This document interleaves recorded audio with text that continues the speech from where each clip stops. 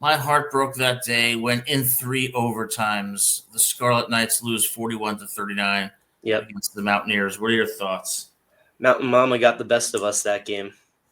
Yeah, When things looked tough, when we could have thrown the towel in. We did show resilience, but in first OT, second OT, we had chances to win and we blew it. Uh, the spirit of Mountain Mama, I guess, showed that she was victorious over us that night, and or that day rather. And three times a charm for her. Tough way to end the year. If you think about the current bracket, we might have had a chance to make the playoffs, but that loss against Cincinnati to me may have sealed the fate for us anyway. yeah, I completely agree with you. That was a devastating loss. But that does not mean that Rutgers did not have a successful season, 10-2, and in fact could have been 12-0 and contended for the national championship. And Greg Schiano deserves a lot of credit here. Yeah. Rutgers is not a program that typically is able to land the best recruits. So they have to depend on a lot of solid but not spectacular local players, the occasional 4-star, and on development. And he did a fantastic job, along with his staff, of making Rutgers nationally relevant, particularly for a program that historically was not relevant at all. So, Coach Giano, great job that year. And this leads us into the final game of the season, Yep. the Texas Bowl. And I find it fitting that Rutgers plays Kansas State in 2006, just like they did in 2024. And just like in those middle 4 games of the season, 2006 went in a way different direction than 2024. We see the exact same parallel in the last game of the season. This year, Rutgers loses 44-41 after having a sizable lead, but not the case in 2006. Rutgers dominates Kansas State 37-10 in the Texas Bowl. What are your thoughts? Yeah, that's sort of the theme of this whole section of the show, right? Is that this could have been a very similar year to 2006, but everything that could have went wrong did go wrong, especially in those close, narrow games. A lot of games Rutgers won in 2006, they were blowouts, but there were a few games that were close too that we pulled away from. We only lost one game that was close. The other one was a blowout that you can just kind of count as an outlier. But this game, I mean, the theme to me is if you don't make a game close, you can't blow it.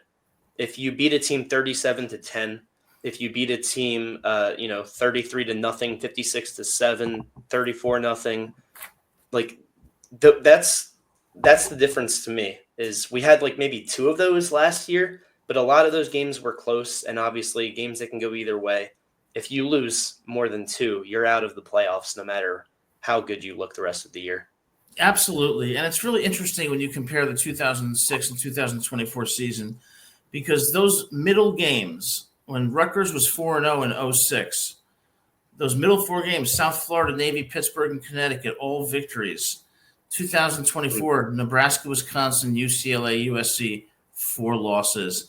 The divergence was stark, but the way they ended up in both seasons really was symbolic of how different those seasons went, with a victory over Kansas State in 06, but a loss in 2024. So it kind of begs the question: these differences, how can you explain them away?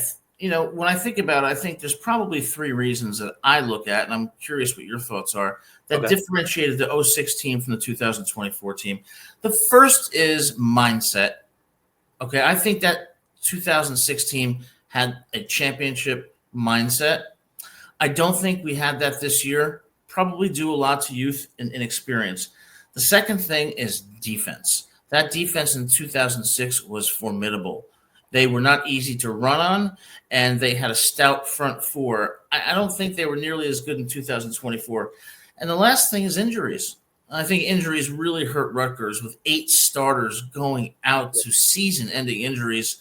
And so I see that as the distinguishing factor, but I think mindset is the most important thing. What do you think about that? Mindset, and to me, execution. With Rutgers, when we had close, or with I keep saying with Rutgers, when it came to 06, when we had close games against USF, or when we lost by 20 to Cincinnati, we changed what we were going to do the next week. On defense, going from 30 points allowed to 7, or from 20 points allowed to 0. And on offense, giving or scoring 10 points, then going up to 38, scoring 22 points, going up to 34. Coach Shiano changed things around, and I didn't see enough dynamicism this past season. I mean, when I look at the year, it looked like a lot of the same old, and teams caught on to what we were doing after the first 4 weeks, and we didn't adjust with the adjustments. So to me, the main issue was that we didn't change what the hell we were doing. Yeah, I agree with you. And I think there's a lot of lessons that Rutgers can learn for 2025, not just from last year, but from that 2006 season. Because if you look at that 2006 season, only in 2 of those 12 games did they allow 30 points or more. In every other game, 10 points, 7 points, 13 points, 10 points, 0, 20 points, 7, 7, 0, and 16. And I think it goes back to that mindset and that discipline, because against Illinois this year, no reason to be giving up a touchdown with a few seconds left. So I think if they learn those lessons, 2025 can be promising, and 2026 might be the year.